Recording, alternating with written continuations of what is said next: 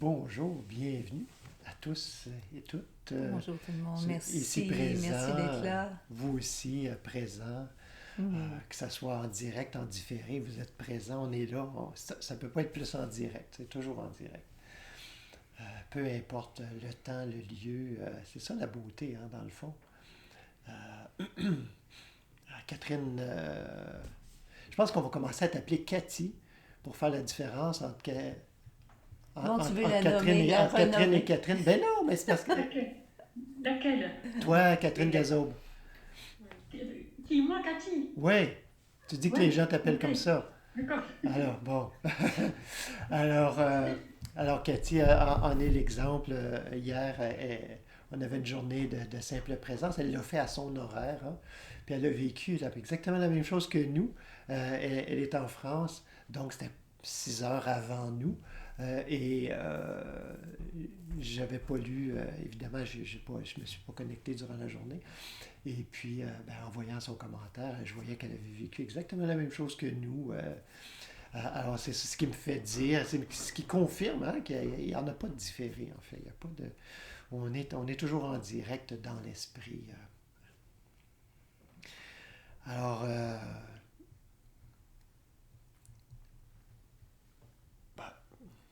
Oui, vas-y. en fait, ça s'est déployé hier suite à cette rencontre, cette journée dédiée au silence. Et du silence en fin de journée, il y avait des choses qui étaient montées pour cette rencontre d'aujourd'hui, mais finalement, ça s'est redessiné, redéployé. Et comme je disais déjà, faut être prêt à tout moment à laisser, ce qui n'empêche pas qu'on peut planifier des choses, mais être prêt à les laisser à tout moment pour la manne du jour, pour ce qui est frais. Et il y avait quelque chose déjà qui avait commencé à s'esquisser, hein. Une parole, une citation du sage Lao Tzu qui disait: si vous pouvez le nommer, ce n'est pas ça. On va dire, ce n'est pas Dieu. Si vous pouvez le nommer, ce n'est pas ça. On pourrait dire aussi, si vous pouvez le penser, ce n'est pas ça. Si vous pouvez le voir, par notre façon habituelle de voir, ce n'est pas ça. Et il y a Saint-Augustin, en fait, c'est toi qui L'as-tu noté? oui, Oui. tu sais, Ah oui, qu'y a-t-il d'étrange à ce que tu ne comprennes pas? Si tu comprends, ce n'est pas Dieu. c'est une autre façon de le dire, en fait. Si tu comprends, ce n'est pas Dieu. Mais ici, on parle de comprendre dans le sens de se faire une idée par soi-même, hein? Une conception une idée, sans consulter le principal intéressé. En fait,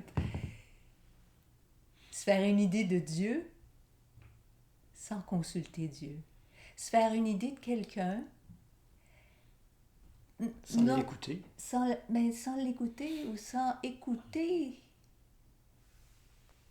à la source de cet être-là. Alors, c'est de cette compréhension, hein, je pense, dont Saint Augustin parle. Si tu comprends, ce n'est pas Dieu. Par ailleurs, ça n'exclut pas qu'il y a une compréhension qui puisse nous être donnée, mais cette fois-ci, comprendre par osmose, je dirais, par la communion avec ce qui est, vient la clarté aussi par rapport à ce qui est. Une compréhension issue du contact direct. Hein, tu parlais du direct. Puis d'une façon très concrète aussi, hein, parce que tu parlais que ça t'avait été inspiré à la suite de la journée d'hier, mais c'est ce qu'on vit dans une journée ou un week-end ou plus long de retraite, hein, où il y a du silence. Hein. Il y a une communion, j'allais dire une communication, mais c'est beaucoup plus que ça. Il y a une communion qui se fait au-delà des mots, au-delà même souvent du ressenti, parce qu'il y a des moments où on a vraiment l'impression d'être tout seul entre nos deux oreilles, là, puis on se dit, ouf, ouais, c'est donc bien dur, puis c'est donc bien long, puis c'est donc bien, puis etc. Peut-être. Ben, pas nécessairement, mais. Puis, ouais, coudonc, ouais, je ne l'ai pas, puis c'est beaucoup plus dur pour moi que pour tous les autres. Je ne l'ai pas, puis c'est vrai qu'on entend ça souvent aussi, des gens qui, au premier abord, disent « Ah, c'est pas pour moi, ça. » Ah non. Écoute, j'ai peine trop de pensées. Hein? Ah ben oui, comme si ouais, c'était c'est quelque classique, chose ça, de... une expérience singulière, là, que quand on s'arrête, on prend conscience encore davantage. En fait, tu le disais hier. Hein? Comme si c'était spécial. Comme si c'était spécial, comme si il n'y avait pas ce défilement là, de toute cette déclinaison de toutes sortes de pensées, d'idées. Mais ce que les gens réalisent pas après ma barre, c'est drôle, je viens d'en parler avec Marie justement, c'est que le calme, c'est pas le propre d'un ou de quelques individus choisis, élus, particuliers. C'est la fibre de notre être. Cette paix, ce calme. Mais c'est vrai que quand on a l'habitude de s'identifier à ce flot de pensée, on a l'impression que c'est tout à fait...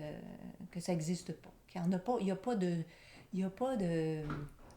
Il n'y a pas cette trame en arrière. On ne la voit pas, donc c'est comme si elle n'existe pas. Alors, si vous pouvez le nommer, le penser, le comprendre, ce n'est pas ça. Autrement dit, Dieu, la création, c'est pas une création mentale. C'est pas quelque chose qu'on peut mentaliser ou qui est issu du mental, du monde des pensées. Donc, si Dieu n'est pas une création, n'est pas du domaine mental, sa création non plus. Et quand on dit que l'être est de Dieu, ben les êtres non plus. Alors, si je peux voir mon prochain, ce n'est pas ça. Si je peux comprendre, figurer, classer, catégoriser, ce n'est pas ça. Comme on a l'habitude de faire, là. Ce n'est pas ça. Ce n'est pas ça. Et il y a une parole qui nous le dit, qui nous le traduit d'une façon un peu différente hein, dans les évangiles, dans Luc 17, 20. Le règne de Dieu ne vient pas de telle sorte qu'on puisse l'observer. On ne dira même pas, regardez, il est ici ou il est là-bas. En effet, hein, on ne dira pas non plus, il est là au dehors ou il est là dans ma tête.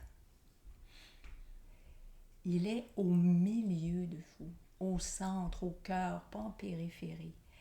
Et récemment... Ça, on comprend souvent au milieu comme à l'intérieur. Hein? Oui, milieu, comme localisé. Au milieu, c'est l'être. Hein? C'est le noyau, l'essence, le cœur. Il y a d'ailleurs notre autre amie aussi, Catherine B., qui récemment partageait ce logion de l'évangile de Thomas qui dit, alors les disciples lui disaient, le royaume, quand viendra-t-il?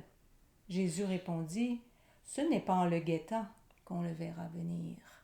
Autrement dit, des fois on guette à l'extérieur, on cherche des signes. Alors on ne dira pas, voici il est là ou il est ici.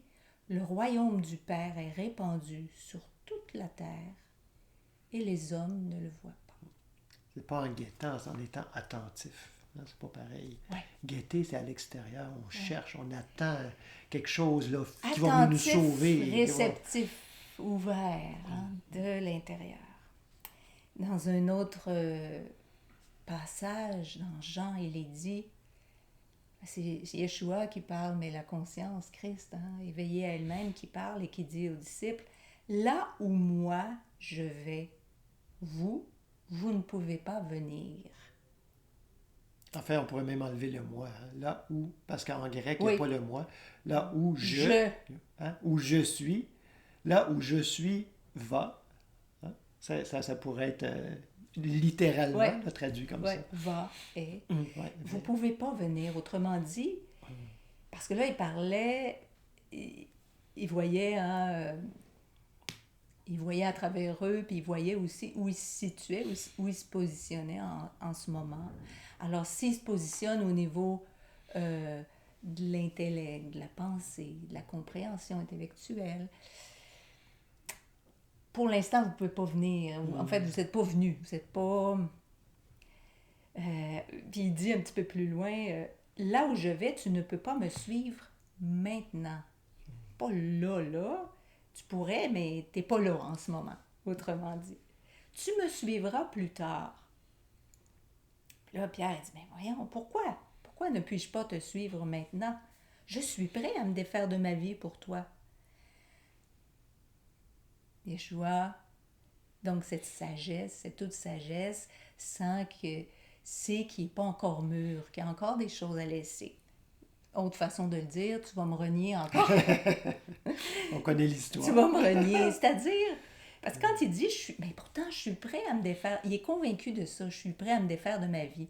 Peut-être parce que il y a un amour pour Yeshua, il a le goût de le suivre, puis il se dit, ben je serais même prêt à mourir. Mais, au fond, il ne s'est pas encore départi de son sens personnel de vie, de cette idée qu'il y a une vie par lui-même à préserver, à protéger. C'est pour ça que quand on dit « Hey, t'es pas un disciple, toi, de celui qui vient d'être arrêté. » Non, non, non. Il y a encore ce sentiment qu'il y a une vie à préserver. Ça veut dire qu'il n'a pas accepté la vie divine comme étant sa vie, autrement dit.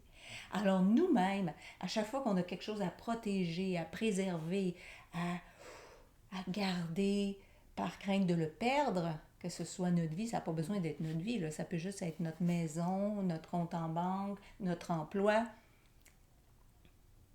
T'es pas prêt encore à reconnaître la vie divine maintenant. C'est pas qu'on a un endroit où aller, mais on se positionne encore au niveau d'une vie séparée. Mais ça pourrait être la même chose aussi, on pourrait dire à l'inverse, c'est-à-dire de vouloir sacrifier sa vie pour quelque chose. Donc, c'est encore une vie qui m'appartient, que je veux échanger pour un éveil ou je ne sais pas trop. C'est vrai, puis on s'enorgueillit de ça. Je suis un martyr. Hein? On vient, comme tu dis, c'est encore une vie. C'est pas plus juste. C'est la même chose, en fait. Et dans Exode, on dit, l'Éternel dit, « Tu ne pourras pas voir ma face, car l'homme ne peut me voir et vivre. » C'est-à-dire, tu ne peux pas être à la fois dans la vie divine et dans la vie, dans un sentiment d'une vie séparée de Dieu.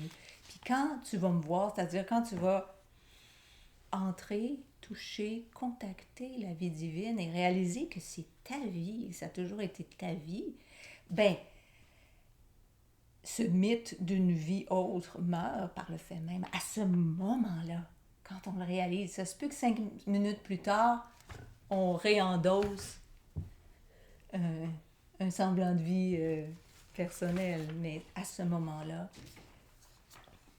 ce substitut de vie était mort. Et ça, Maître Eckhart en parle, là, il dit, au moment même là, où il y a cette réalisation-là, c'est ça que tu es. C'est pas... C'est pas comme quelque chose, puis dans le zen, on dit la même chose aussi, hein? On dit, en méditation, en zazen, ben, t'es éveillé. Ben, on suppose là, qu'il y a une méditation juste, là. T'es éveillé, là. C'est juste que c'est comme pas stabilisé encore, fait que t'es éveillé, t'es pas éveillé, t'es éveillé, t'es pas éveillé. Quand tu te lèves, t'es moins éveillé, t'es plus éveillé. Pas que la position a une puissance, là, ou une force en quelque... mais juste que, de quoi on se perd, là on fait d'autres choses, puis là, on se répand. Hein? Si tu peux le nommer, ce n'est pas ça. Alors, autrement dit, tout ce qu'on voit, tout ce qu'on peut penser, si c'est pas Dieu, pourquoi on attend quelque chose de ça? Qu'est-ce qu'on attend de ça? Autrement dit, pourquoi attendre des formes, que ce soit les formes pensées, les formes visibles, les formes personnes, les formes choses, les formes situations, les formes lieux? Pourquoi attendre de ça quelque chose que les formes ne peuvent pas nous donner de toute façon? La forme ne donne pas la vie. Elle est, si on est ajusté, si on est en syntonisation avec la source de toute forme, à ce moment-là, la forme est l'expression de la vie. Mais en aucun cas, en aucun moment, jamais, la forme ne peut donner vie à quoi que ce soit. Alors, c'est l'expression de la vie. Ça, c'est remettre les choses dans leur sens juste. Mais c'est l'expression, quand on dit que la forme est l'expression de quelque chose, c'est l'expression de quoi? Et c'est ça qu'on est invité qu'il nous faut trouver en nous, en tout cas connecter, réaliser. C'est la source, c'est la substance de toute forme. Mais ce quelque chose n'est pas du domaine des formes. C'est dit autrement dans les Écritures. C'est dit, mon royaume n'est pas de ce monde. Mon royaume, vous n'allez pas le trouver dans le monde des effets, dans le monde des formes, dans ce qui est déjà formé. C'est pas là que vous allez le trouver. Alors, c'est pourquoi on est invité à ne pas mettre notre confiance dans le monde des formes, dans les choses visibles, les lieux, les situations. Parce que ça ne va rien nous apporter de valable, de profond, de permanent.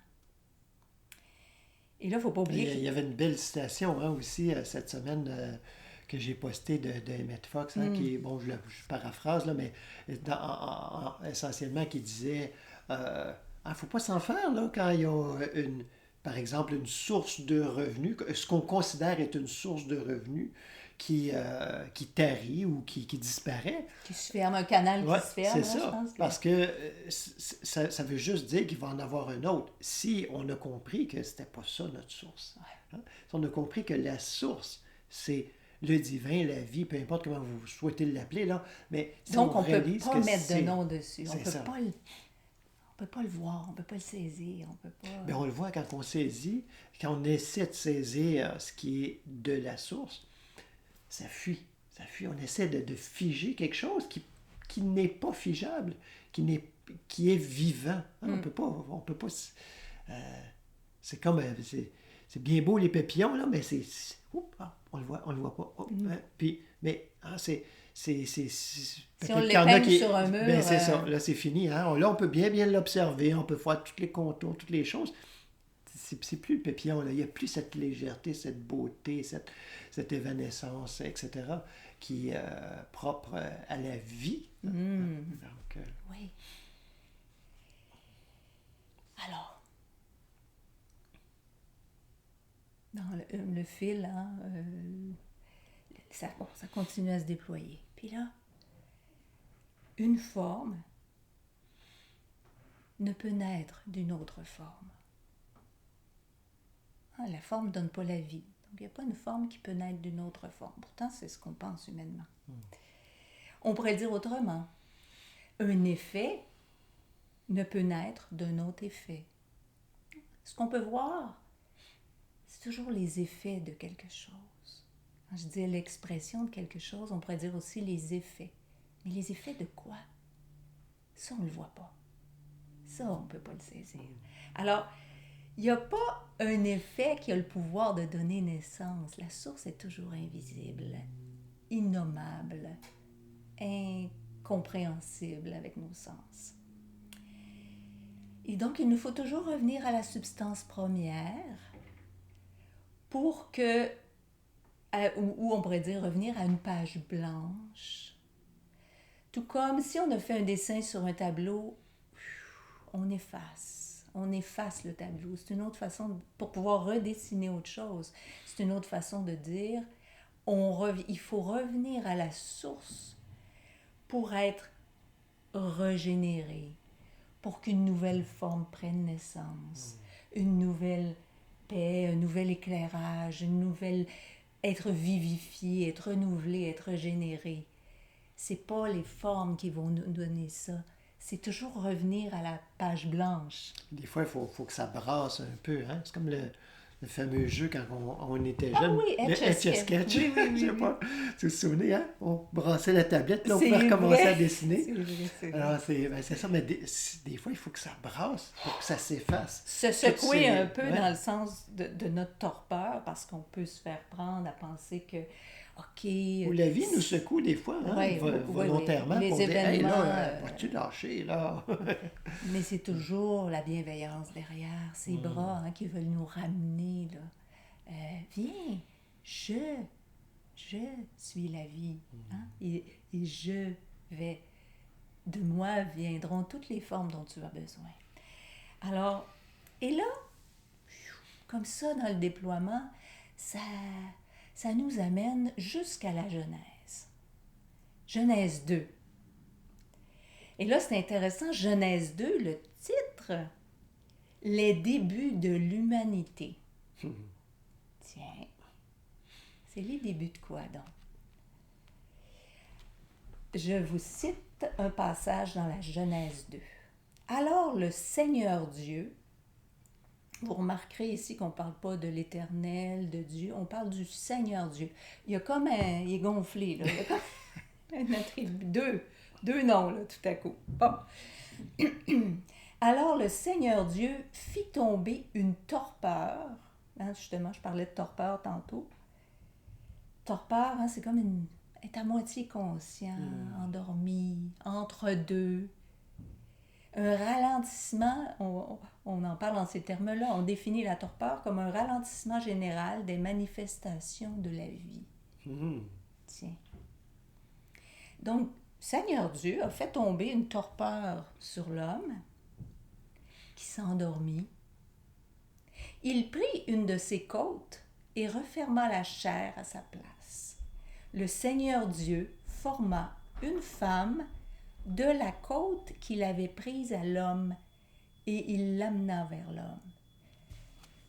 Tiens donc, on parle des débuts de l'humanité. Eh bien, oui, on reconnaît là l'humanité. On reconnaît là notre habituelle vision des choses où on ne va pas à la source pour être renouvelé en étant conscient que toute forme émane de la source. Non, on prend une forme et on essaie d'en faire quelque chose d'autre.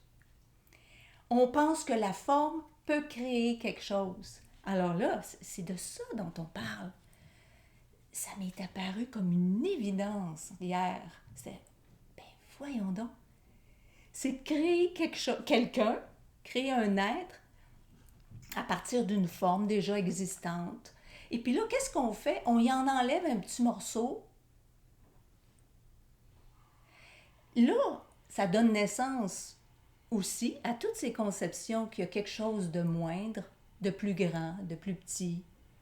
Hein? On enlève un morceau. Là, ça veut dire que l'autre est privé d'un morceau, puis l'autre est le petit bout qui manque. Voyez-vous tout ce monde de conceptions qu'on a avalé, qu'on a accepté, qui n'est pas la Genèse. Le premier chapitre de la Genèse, ouais. La création divine. Le déploiement de la création divine, ça, c'est le déploiement de la création mentale. La création en pensée, en pensant que les formes peuvent donner naissance à un monde.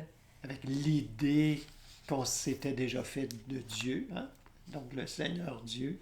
Le Seigneur Dieu, exactement, qui crée à partir des formes. Il ne crée pas à partir de lui-même.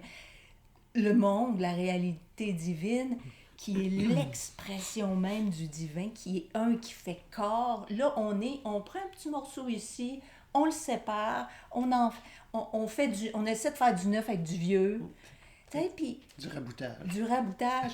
Puis c'est comme ça qu'on vit la plupart du temps, ou plutôt que à chaque jour, aller au-dedans pour que la manne fraîche s'écoule, ben on se dit, OK, comment je vais faire? J'ai tant dans mon compte, là, il faut que je paye ça, faut que je paye... On oblitère totalement l'idée qu'il puisse y avoir une source invisible de laquelle toutes les formes naissent, émanent. Non, non, non. On fait avec ce qu'on voit. OK, j'ai tant d'argent. Combien de personnes je connais donc qui pourraient m'aider dans ce projet-là? On pense même pas qu'il y a une infinité de personnes puis que là-dedans, il y a quelqu'un qui a la possibilité vraiment collaborer avec moi puis qui va m'être amené par la manne. Non, on oublie ça. On essaie de faire du neuf avec du vieux. C'est tout le temps ça qu'on fait. C'est ça le début de l'humanité, puis comment ça a continué de se vivre. Alors, toujours cette idée de croire qu'une forme peut naître d'une autre forme.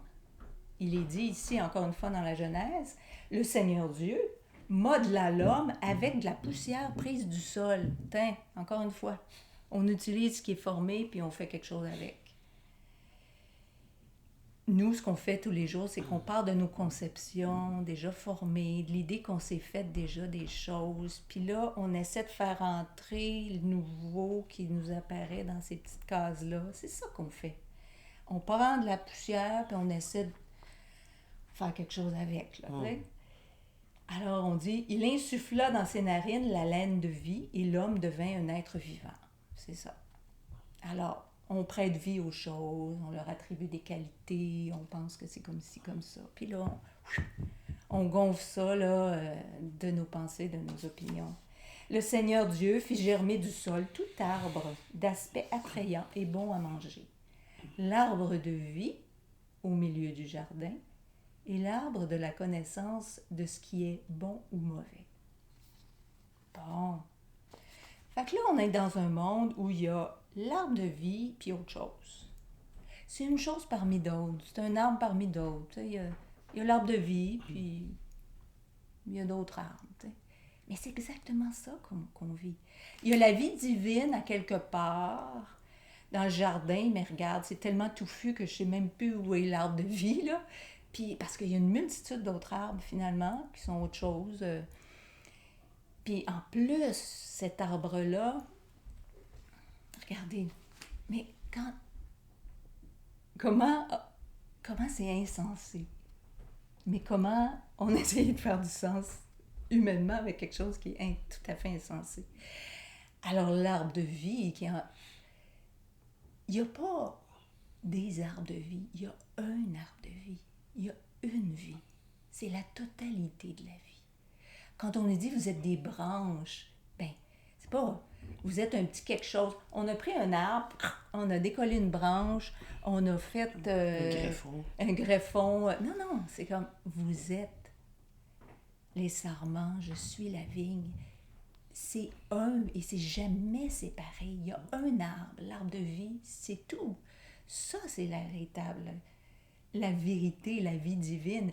Mais nous, on a imaginé qu'il y avait l'arbre de vie à quelque part, qui n'est pas la totalité, donc, qui est juste un élément.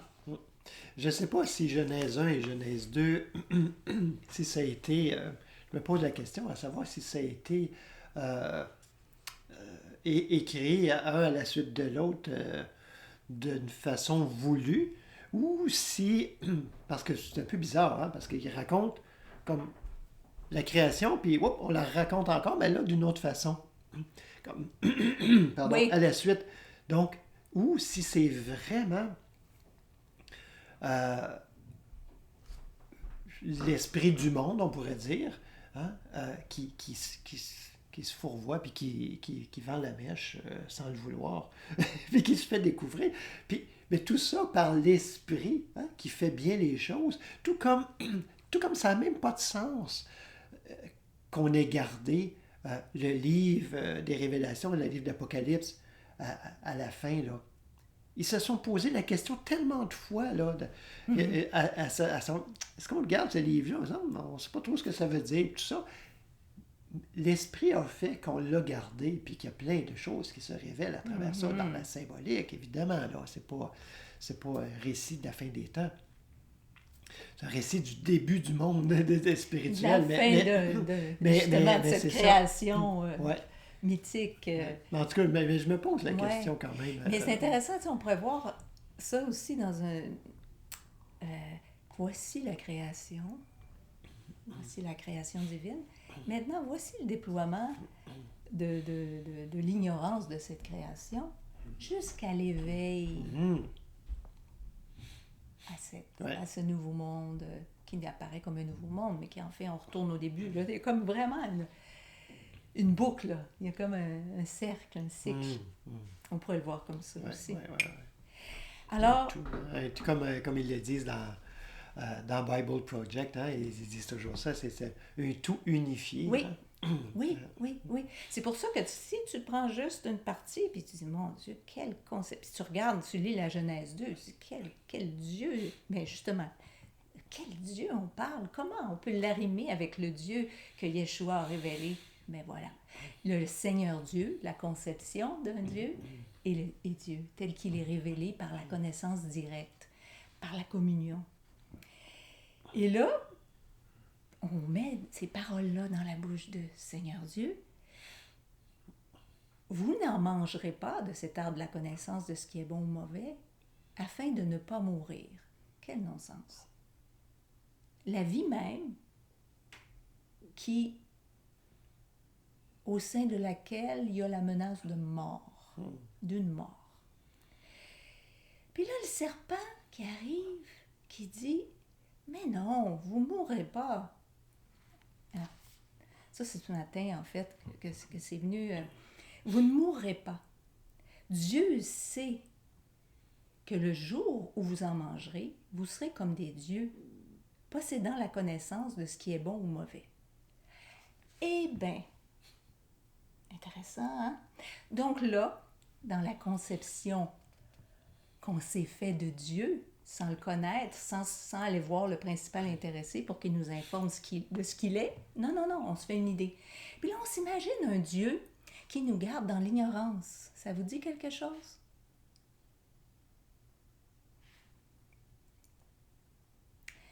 Un Dieu qui nous garde volontairement dans l'ignorance.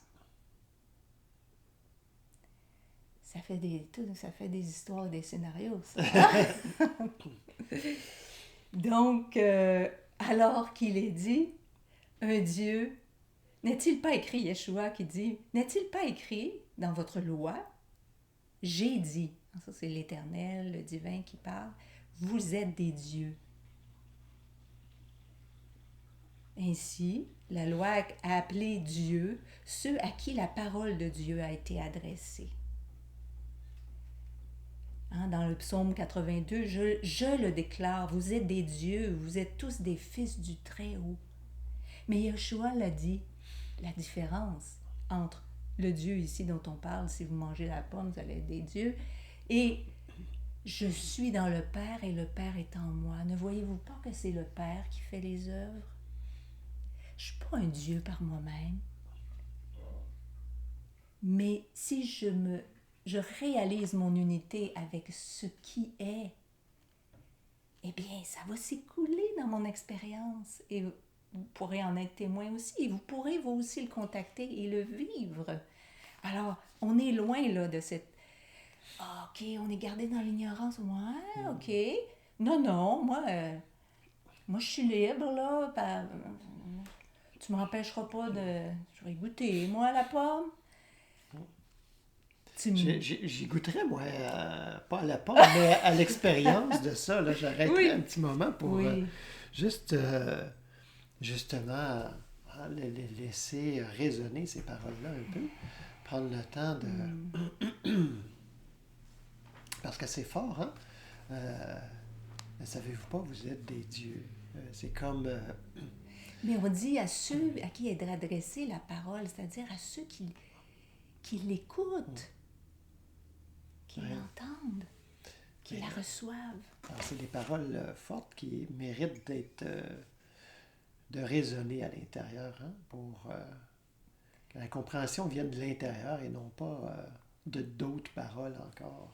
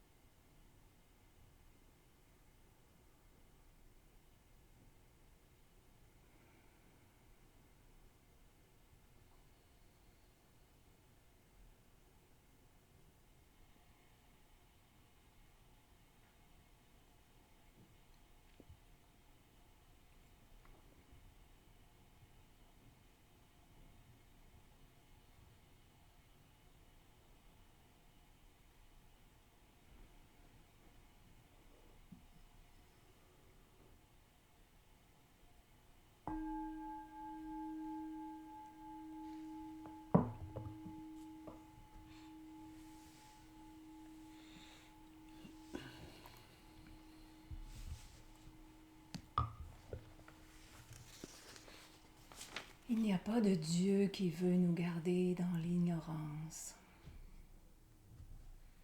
sinon les dieux de la mythologie humaine. Écoutez ma parole. Vous êtes des dieux. Vous êtes des fils du Très-Haut, des fils, des filles. Alors, dans cette histoire, cette mythologie, Seigneur Dieu dit à la femme, « Qu'as-tu fait là? » Hein? La réprimande. Prise en faute. La femme répondit, « Le serpent m'a trompée et j'ai mangé. » Le Seigneur Dieu dit au serpent, « Parce que tu as fait cela, tu seras maudit entre tous les bestiaux et toutes les bêtes des champs. Tu marcheras sur ton ventre et tu mangeras de la poussière tous les jours de ta vie. » Alors, on a tous les ingrédients là. Le serpent, le tentateur. Ève, celle qui est tentée. La réprimande, la punition, le châtiment, ça vous dit quelque chose.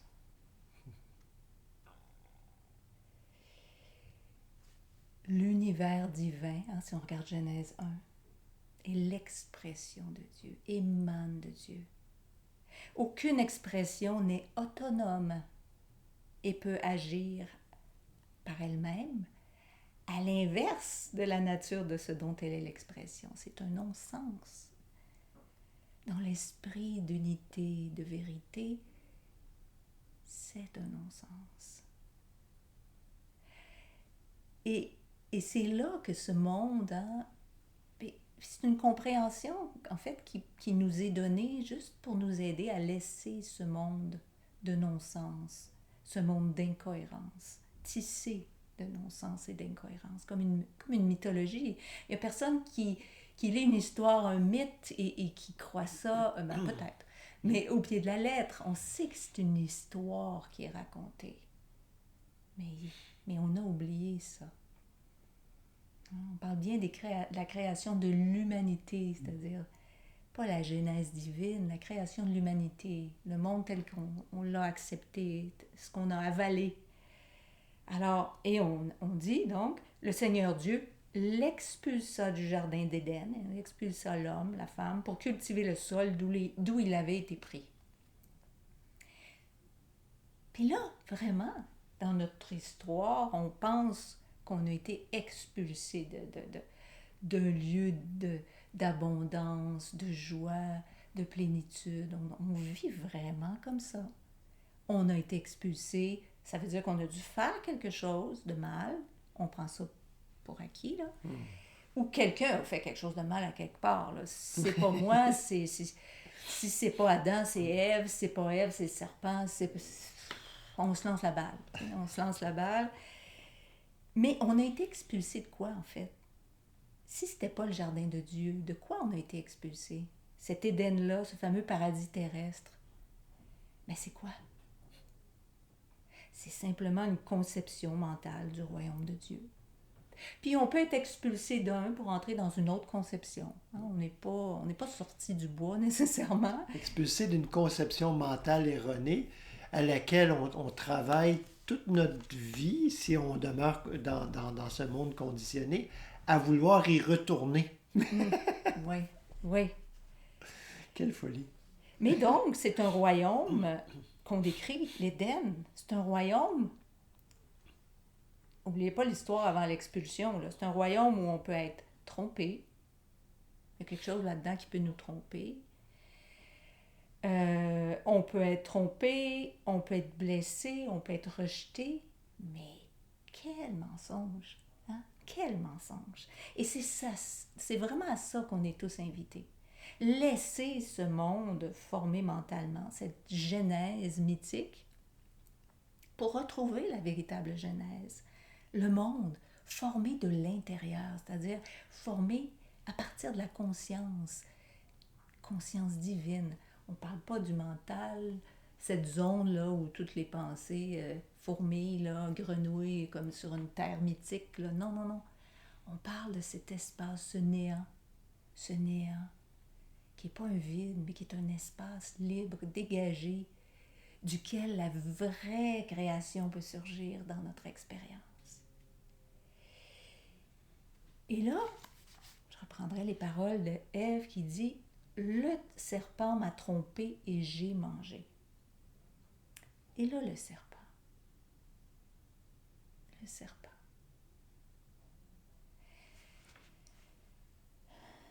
Ça s'est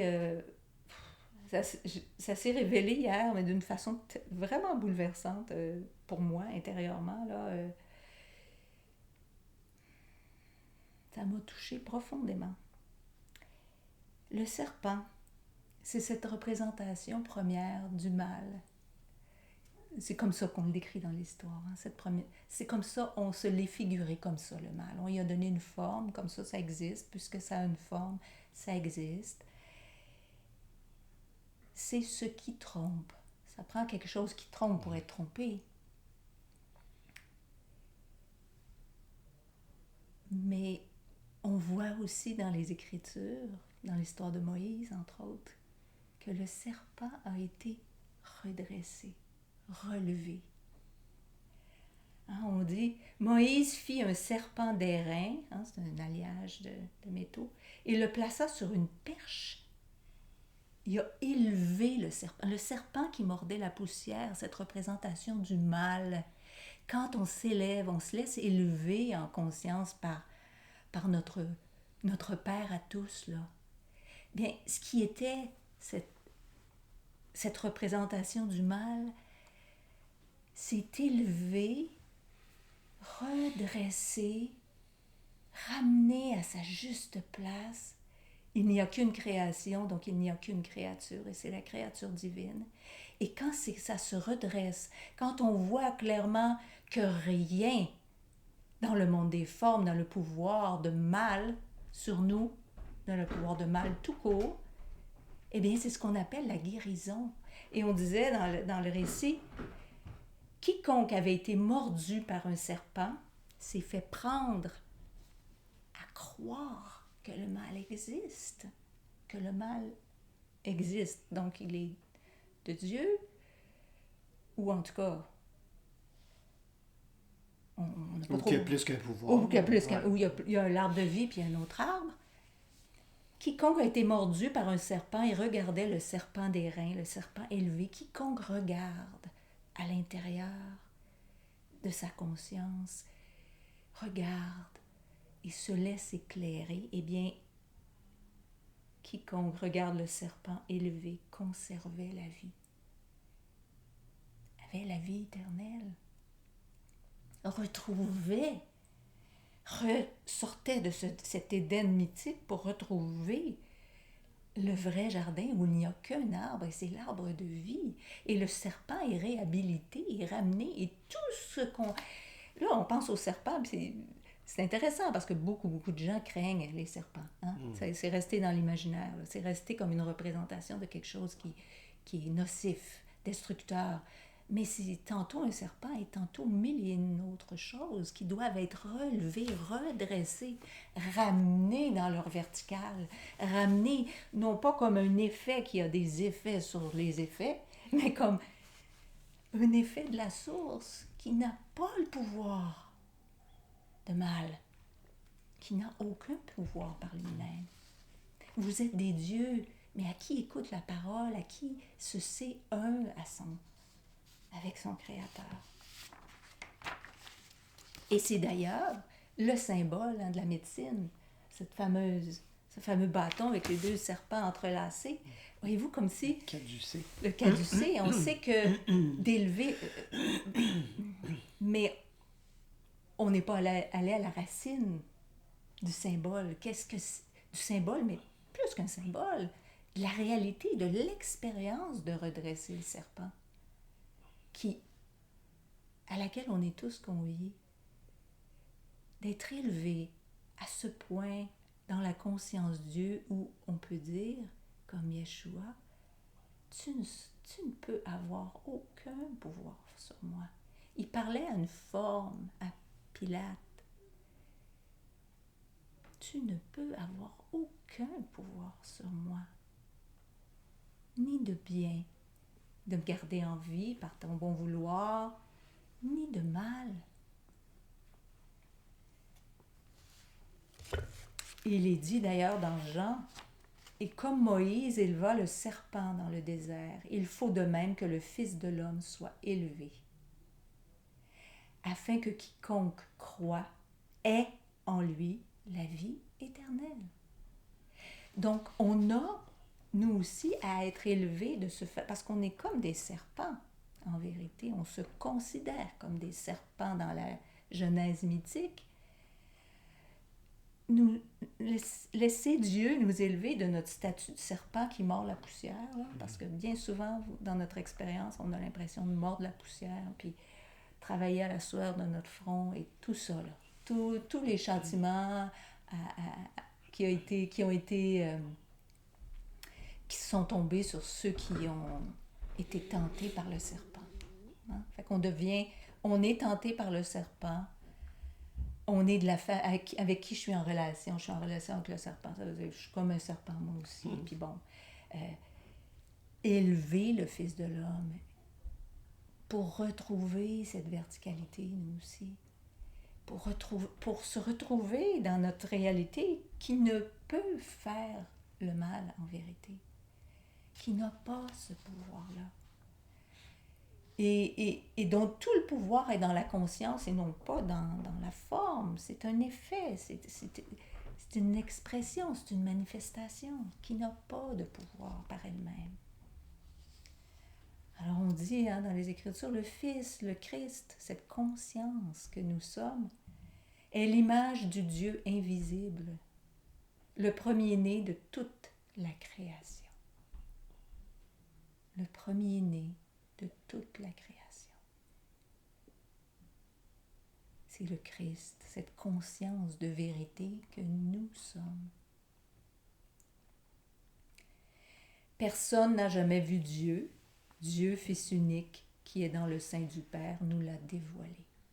Alors si on veut que la création nous soit dévoilée, que le Père, c'est-à-dire notre source, la source de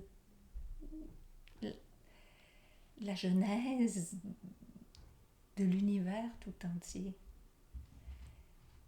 c'est là qu'il faut aller et passer non pas par rester dans le monde des conceptions, parce que c'est le monde des conceptions mentales qui a donné forme à toute cette mythologie et va continuer de se décliner cette mythologie en toutes sortes d'histoires et de scénarios jusqu'à ce qu'on revienne à l'arbre de vie, qu'on se détourne de cette histoire d'arbre de bien et de mal dans notre expérience, hein, parce que à chaque fois qu'on sent qu'on mord la poussière, qu'on sent que j'ai mordu à l'hameçon, je me suis fait avoir, on m'a eu, ou j'ai réussi à avoir quelqu'un, toutes ces histoires, toutes ces déclinaisons-là, s'arrêter, fermer la porte, s'expulser volontairement de cet Éden-là, tiens. De cette mythologie, et dire, oh, attends une minute là. Et se tourner vers l'arbre de vie, qu'on ne fait pas mentalement, qu'on ne crée pas mentalement. Dieu merci.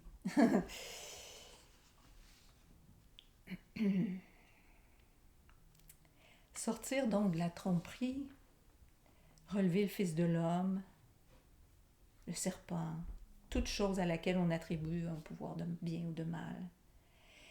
Et réaliser que ça, c'est le fruit de la création mythique, mais retourner au Créateur pour ne plus être trompé. Alors on passe de la... Encore avec cette figure du serpent, hein, cette fameuse langue de vipère fourchue là, qui est séparée en deux, c'est-à-dire qui colporte à la fois le bien et le mal, qui pense qu'on peut devenir des dieux par nous-mêmes, ou qu'on peut décider d'ériger des dieux par nous-mêmes.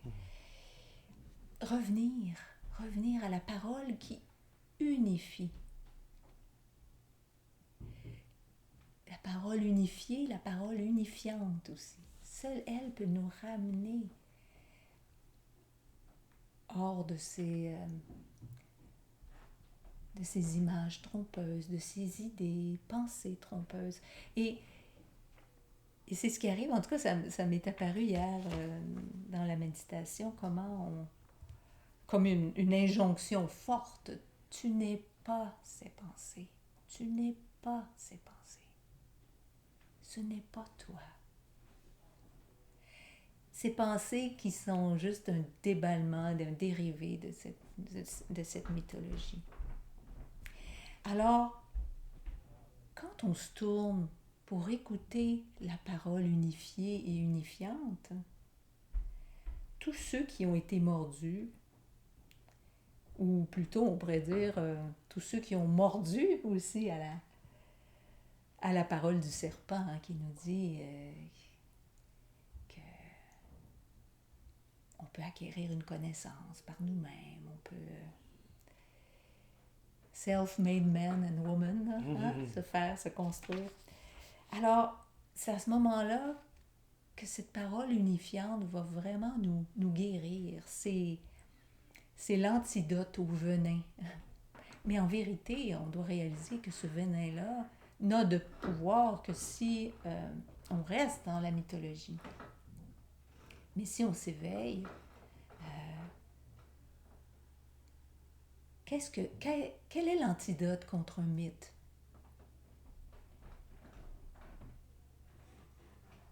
D'abord le reconnaître comme un mythe, mais surtout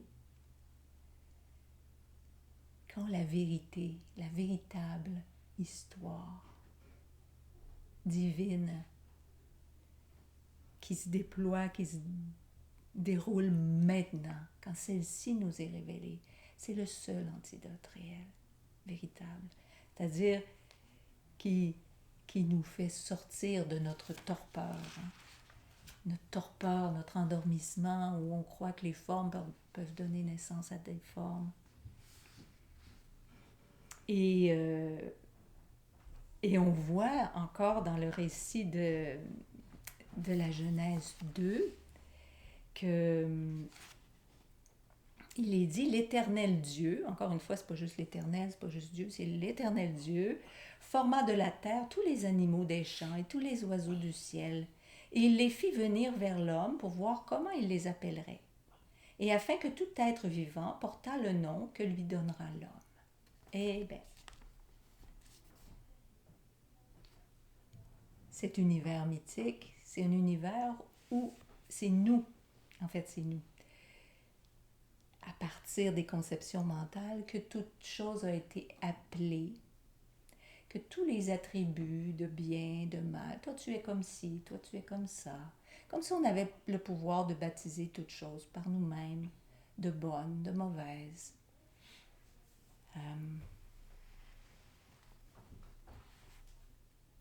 Vous verrez que tantôt une chose était bonne et tantôt elle est devenue mauvaise. Alors on baptise puis on débaptise. C'est comme ça. C'est comme ça qu'on vit. On baptise, on débaptise. Oh, il était tellement gentil pourtant. Comment ça se fait? Donc? Ah, et voilà. De gentil, on l'avait baptisé gentil, on le débaptise, il est devenu mauvais. On a baptisé le monde nous-mêmes. De toutes sortes de noms, d'attributs, de qualificatifs. Mais on est invité à ne plus mettre notre foi en tous ces noms qu'on a donnés aux choses, tous ces attributs qu'on a acceptés, qu'on accepte. Un tel est comme ça. Ah ouais. T'sais? Oh, ça c'est pas une bonne place pour toi. À ta place, j'irai pas. Toutes les déclinaisons. On est invité à ne plus accepter ces baptêmes temporaires, ces baptêmes de pacotille, on pourrait dire. C'est pas des vrais baptêmes, c'est pas des vrais noms. On est amené à débaptiser le monde et ça se révélait pour moi ce matin comme le baptême d'eau. Ce baptême d'eau, nettoyer dans un premier temps. Tout ce qu'on a baptisé, on le débaptise. Puis après ça, il y a le baptême de feu, où où là, l'esprit donne, redonne, hein, cette fameuse renommée qu'on peut chercher dans le monde, ben, c'est être, non pas renommé, nommé à nouveau, mais retrouver notre nom originel, retrouver notre essence originelle, retrouver notre nom, notre essence, et par le fait même, tout ce à quoi on a donné des noms. Ça ne veut pas dire qu'on n'appellera plus un oiseau, mais c'est à l'essence de l'oiseau qu'on est. Par le baptême de feu, c'est l'essence de l'oiseau désormais avec laquelle on va se connecter. Et plusieurs personnes pourraient arriver devant un arbre. Le scientifique dirait « Ah, ça c'est un Acer saccharum ». L'autre dirait « Oh, c'est un érable à sucre. Si on l'entaille, on peut faire du sirop avec. » Un autre dirait « Oh, wow, toutes ces belles couleurs. Écoute, je vais mettre ça sur un tableau, je vais le dessiner. » Puis, dans le fond, quand l'essence nous est révélée, ça exclut pas tout le reste. Mais d'abord et avant tout, c'est je. C'est je. C'est la source elle-même, hein? Et on le voit partout dans les Écritures où tout plein ont été rebaptisés, comme tu Oui, vois. oui. On le voit. À chaque fois qu'on dit un nouveau nom lui a été donné. Oui, Abraham pour Abraham. On a, je crois que c'est Jacob qui devient Israël. Oui. On a les disciples aussi de Yeshua, hein? Oui.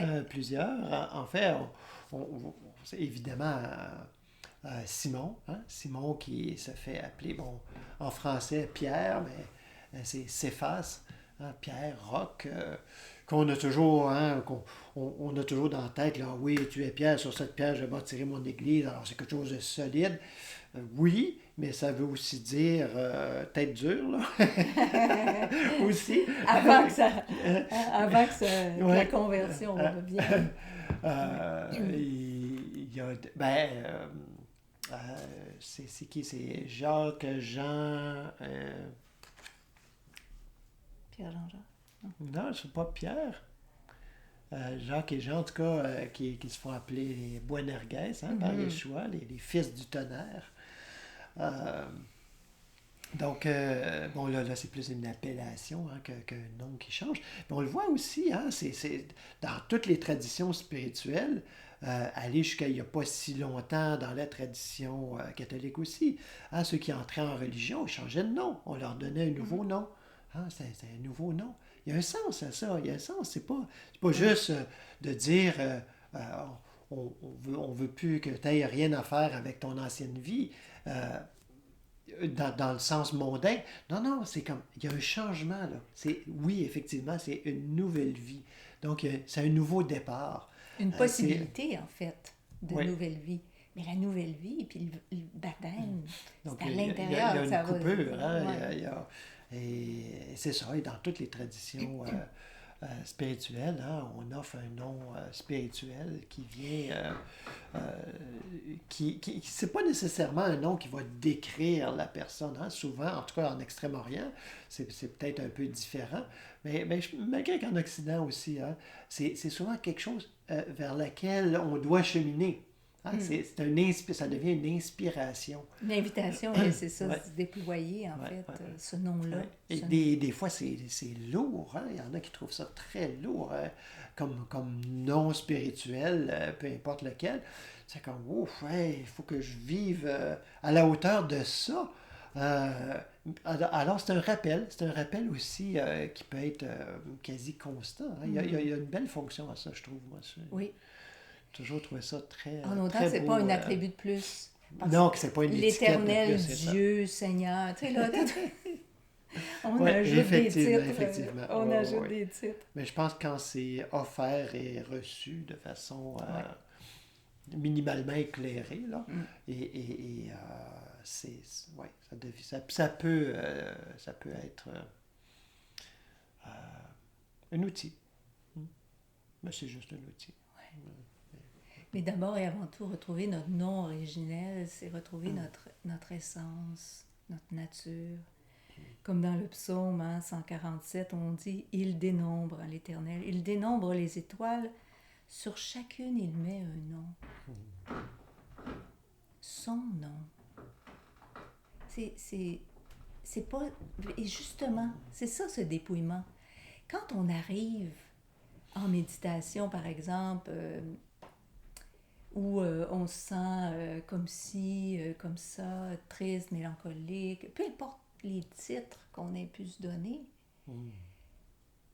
d'accepter à ce moment-là, temporairement à tout le moins, de se départir ou en tout cas de se décoller de ces titres et ou du moins de reconnaître que c'est pas notre véritable nature. Ces étiquettes. Ces étiquettes-là, ces attributs, ces noms. Hein, puis c'est ça la tour de Babel, hein, c'est tous ces noms, tous ces... puis pour certains, on est comme ci, pour d'autres, on est comme ça. Puis là, on se demande, ben voyons, je suis qui? Mais c'est parce que notre identité repose sur... C'est parce qu'on va trop loin dans la phrase. Hein? Je suis. Ou je. Même Ouais. je, c'est encore mieux. Hein? Juste je. Mais d'attendre, d'avoir la patience d'attendre, puis ne pas avoir la prétention justement qu'on peut se nommer nous-mêmes, que nous avons ce pouvoir de nous nommer, comme dans la Genèse 2. Hein, dans le fond, c'est balayer cette histoire-là, cette mythologie, et dire « wow, attends une minute », de reconnaître là tout ce qu'on a avalé, c'est-à-dire qu'on a accepté, qu'on a pris en soi comme faisant partie de soi. On est appelé à changer notre alimentation. Ça, je trouve ça intéressant parce que beaucoup se questionnent sur le chemin spirituel. Oui, mais sur l'alimentation, alors que l'alimentation, c'est ça. À mon sens, c'est ça. Le reste va s'ajuster, mais c'est un effet. Mais c'est de cette alimentation-là, je pense qu'il faut je dirais pas se préoccuper, mais en tout cas être vigilant par rapport à ce qu'on accepte, ce qu'on avale, ce qu'on croque, comme si c'était... Et qu'on l'intériorise comme si c'était nous. Comme si. C'est toujours comme si. Parce que ça ne sera jamais une vérité à propos de nous. Et donc, un moment, refuser tous ces attributs qu'on a donnés à l'autre, à soi, ou en tout cas les mettre sur la tablette à un moment pour être réellement retrouver notre nom originel, pour qu'il nous soit révélé. Mais il faut être patient, faut attendre, faut mettre de côté suffisamment. Puis ça, mais il faut écouter, hein? Parce qu'on le voit, je pense, un bel exemple, justement, dans l'Évangile. Yeshua, après la résurrection, qui appelle Marie, hein, Marie-Madeleine. Oui. Hein? Elle ne le reconnaît pas. Elle le prend pour un jardinier, elle le prend pour on ne sait pas trop qui. Puis là, c'est quand il l'appelle par son nom. Hein? Son nom. Son véritable Marie. Tout à coup, elle le reconnaît. Parce qu'on a à écouter pour s'entendre, pour entendre cet appel. Hein? Parce qu'on est appelé par notre véritable nom. Quand on parle de je, c'est pas un je générique, puis on a tout le même. Non, il y a quelque chose d'individuel, de singulier à chacun. d'être appelé individuellement. Ça, c'est pas, on tombe pas dans une affaire toute homogène, uniforme, tout plat, là. Mais non. Hein? L'océan avec les vagues, il y en a toutes sortes de vagues, puis il y en a plein de vagues. C'est tout l'océan pareil. Ouais. Mais c'est l'expérience qui doit être vécue, je dirais personnellement, intimement, individuellement. Ben oui. Qui va amener par le fait même. Et si ça n'amène pas en même temps la reconnaissance de l'essence de l'autre, c'était pas complet en tout cas. C'était pas... C'est une expérience. Hein? Ouais. Puis pour faire l'expérience, c'est certain que les mots peuvent pointer, les idées, les concepts, les éclairages, hein, peuvent pointer dans une direction, dans la bonne direction peut-être, en tout cas on le souhaite, que ça pointe dans la bonne direction. Mais néanmoins, s'il n'y a pas cette confirmation intérieure qu'on va goûter dans ce qu'on appelle humainement le silence. Hein, ben, souvent, on va dire un silence, mais il n'y a rien, tout ça. Laissons faire le rien, là, puis laissons-nous pétrir. Encore une fois, c'est une là, étiquette qu'on met sur quelque chose, un rien. Oui. Mais juste, c'est rien d'être. L'être, c'est rien. C'est rien pour moi, c'est tout. Ouais, pour moi, ça dépend du point de vue. Là. Ouais. Puis je ne suis pas un optimiste né. Là. C'est pas, je ne vois pas le verre à moitié plein quand l'autre le voit à moitié vide nécessairement. Là. Alors, fait que l'être, c'est ce que nous sommes. Et c'est ce qu'on est invité à chaque instant à goûter, à se laisser Et dans ce imprégner. que tu racontais, hein, quand Marie, elle entend son nom, et dans le fond, ça la sort de sa torpeur, parce qu'elle était comme... Mais en même temps, elle était là, elle attendait. Donc, elle se mettait dans des bonnes dispositions. Mais peu de temps avant, elle pleurait la perte Elle de était son troublée, maître. là, puis là, Elle était troublée. dites-moi, vous l'avez mis. Comme puis, nous, on est troublés parce qu'on a l'impression qu'on a perdu quelque chose d'important, comme on a l'impression que ça y est, c'est fini, mon chat est mort. On a dit qu'on parlait des chats. Ah oui, c'est vrai. Mon chat est mort. Et c'est quand on se tourne, puis qu'on est patient, puis qu'on attend dans le silence d'être formé de l'intérieur. On n'attend plus quelque chose des formes extérieures ou pensées. On attend d'être formé de l'intérieur par ce qui forme et ce qui informe réellement. Et là, notre véritable nom, notre véritable nature, clarté, paix, joie, peu importe là, quelle forme ça prend, on sait d'où ça vient, puis on sait que c'est bon, que c'est très bon. Eh bien, à la suite de l'expérience d'hier, hein, de la journée de simple présence, on a été convaincus. Bon, c'est pas comme si on avait besoin pour être convaincus. On avait besoin de ça parce que c'est des choses qu'on vit assez fréquemment quand même. Mais là, d'une façon organisée, on pourrait dire, on va en faire plus souvent. Alors, on ne sait pas encore la fréquence. On va voir un petit peu ce que les gens... s'il y a des gens qui ont envie d'y participer, peu importe, ça ne nous empêche pas de le faire pour nous. Mais c'est ça, hein, de le faire à tout le moins mensuellement, ça c'est certain. Mais ça pourrait même être à toutes les semaines. Oui. Alors, à suivre là-dessus. Et puis,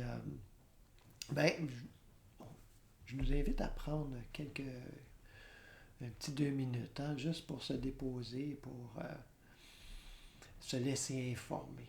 Se laisser informer par ceux qui informent.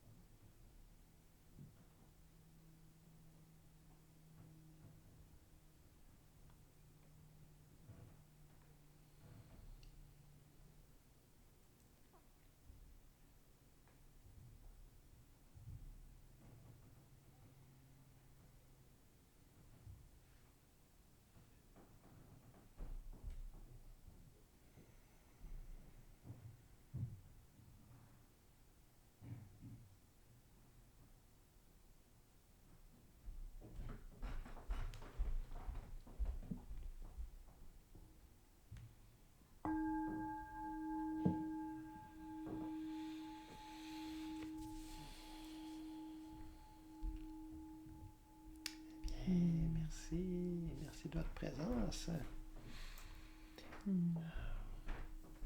Si vous êtes en direct, que vous avez envie de rester pour un échange, eh bien, vous pouvez rester, ça va nous faire plaisir.